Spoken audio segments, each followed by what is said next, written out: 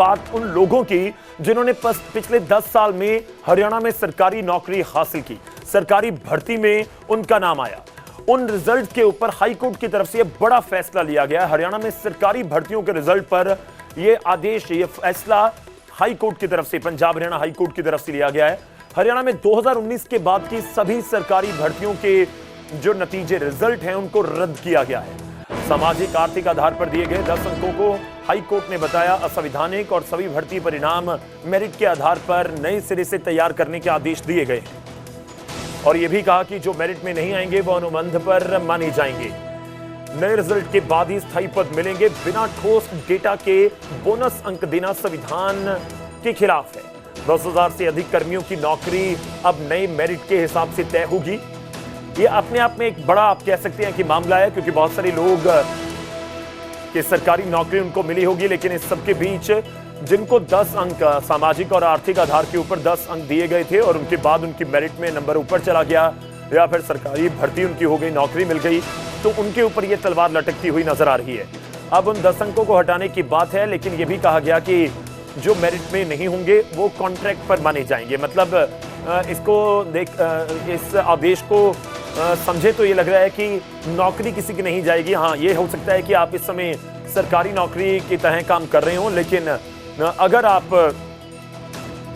वो 10 अंकों वाली कैटेगरी में आ गए तो फिर हो सकता है कि आप कॉन्ट्रैक्ट में शिफ्ट कर दिए जाएं। ये आदेश दिया गया है हाई कोर्ट की तरफ से। चलिए रुक करते हैं, हमारे से होगी इस समय उमेश शर्मा हमारे साथ जुड़ रहे हैं फोन लाइन के ऊपर। उमेश, थोड़ा समझाइए पूरा मामला, किन लोगों पर, हरियाणा के किन लोगों पर इसका सीधा असर होगा हाई कोर्ट के आदेश का? देखिए गौरव, इस चीज को इस तरीके से समझना होगा कि जब 2019 में 11 जून 2019 को नोटिफिकेशन थी, इसके तहत जो अपॉइंटमेंट उस समय हुई, जिसमें 10 जो अंक थे वो सामाजिक और आर्थिक आधार पर वो दिए गए।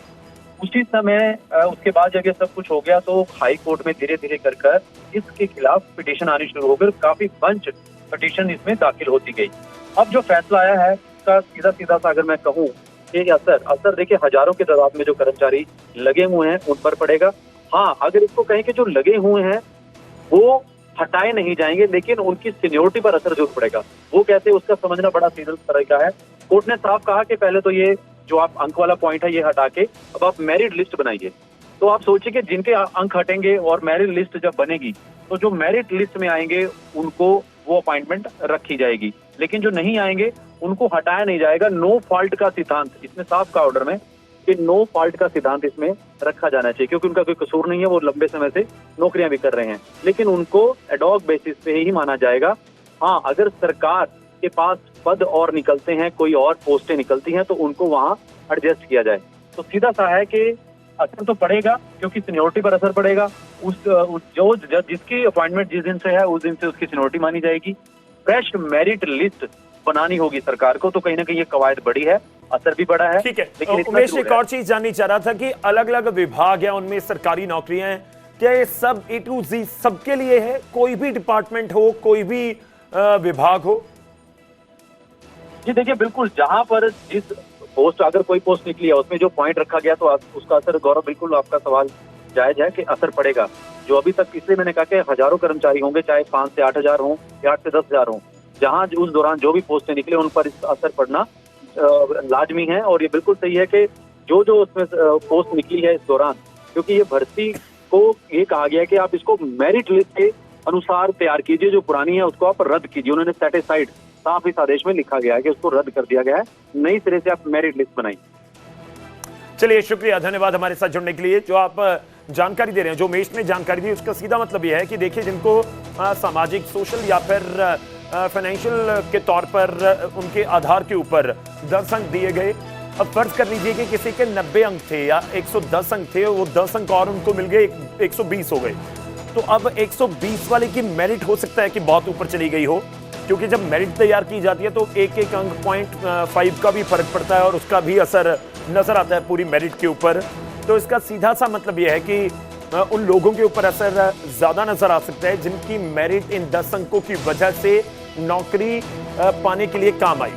अच्छा, कुछ ऐसे भी हो सकते हैं कि इन 10 अंकों के बिना भी वो मेरिट में नजर आए, तो उनको कोई दिक्कत नहीं है। अच्छा, जिनको दिक्कत होगी उनको भी यह है कि उनको कॉन्ट्रैक्ट पे कर दिया जाएगा। बाकी देखना होगा कि अलग अलग विभाग की तरफ से किस तरह का डिसीजन लिया जाए।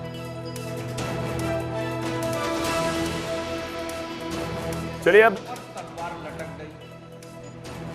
दूसरी तरफ कौशल निगम यानी HKRN के माध्यम से लगे कर्मचारियों की नौकरियों पर आज संकट आ गया। और तीसरी तरफ बेरोजगार नौजवान जो हरियाणा के लड़के और लड़कियां हैं, उन्हें मालूम ही नहीं कि अब भविष्य में कोई सरकारी नौकरी लग भी पाएगी या नहीं लग पाएगी। इसके 3 नतीजे, और वो कैसे। पंजाब हरियाणा हाईकोर्ट की एक खंडपीठ ने आज से 48 घंटे पहले सोशो इकोनॉमिक आधार पर नंबर देकर लगाई गई नौकरियों और सोशो इकोनॉमिक की पॉलिसी दोनों को सिरे से खारिज कर दिया।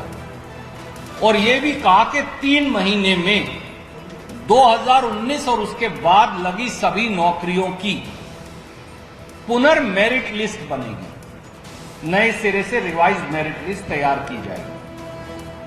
तो पंजाब हरियाणा हाईकोर्ट की जो खंडपीठ का 24 अप्रैल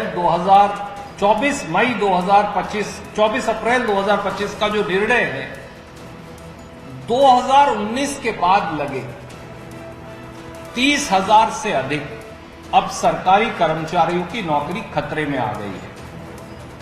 अदालत का फैसला आए 48 घंटे हो गए। मुख्यमंत्री श्री नायब सैनी हमेशा की तरह चुप्पी साधे बैठे। पूरी सरकार ऐसे बिहेव कर रही है जैसे कोई सांप सूंघ गया। हमारा ये कहना है कांग्रेस पार्टी की ओर से कि मुख्यमंत्री और भाजपा सरकार को सामने आकर आज 7 महत्वपूर्ण पहलू हमारे सामने, उनका जवाब श्रीमान नायब सैनी जी को देना चाहिए। पहला, साल 2019 और उसके बाद सोशो इकोनॉमिक क्राइटेरिया व उसके नंबर देकर 30,000 के करीब नौकरी लगी। उनकी तफसील मैं आपको लिखकर भेज रहा हूं। उनमें से 25,943 पोस्ट की मैं तफसील ले आया। कौन सी नौकरियां हैं, कौन सी एडवर्टीजमेंट है, क्या पोस्ट है, कौन से पद हैं, वो पढ़कर मैं आपका समय नष्ट नहीं करूंगा। उनकी आपको प्रेस विज्ञप्ति में सारी तफसील मिल जाएगी। अब सवाल यह है कि उदाहरण के तौर पर एडवर्टीजमेंट नंबर 5/2019 4,858 पोस्ट है क्लर्क की। एडवर्टीजमेंट नंबर 10/2019 1,624 पोस्ट हैं जेई अलग अलग विभागों के। Advertisement number 11/2019